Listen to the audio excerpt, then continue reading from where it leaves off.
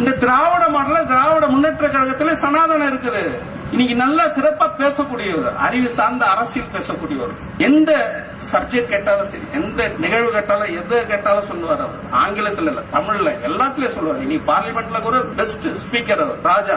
அவ்வளவு அறிவு இருக்கிற ராஜா திமுக கட்சியில ஒரு பொதுச் செயலாளர் ஆக முடியாது. அந்த கட்சிக்கு தலைவர் ஆக முடியாது. கட்சியுடைய பொருளாளர் ஆக முடியாது. அப்போ இன்னைக்கு இருக்கக்கூடிய கருணாநிதிக்கு அடுத்தது இன்னைக்கு அந்த கட்சிக்கு தலைவரா வந்தது யாருன்னு பாத்தீங்கன்னா ஸ்டாலின். ஸ்டாலினுக்கு அடுத்தது யார் வருவார்?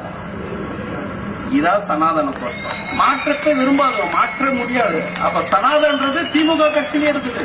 நீ சமூக நீதி பேசுற திராவிட கழகம் வீரமணி தலைவர், துணைத் தலைவர் பூங்குன்றம்.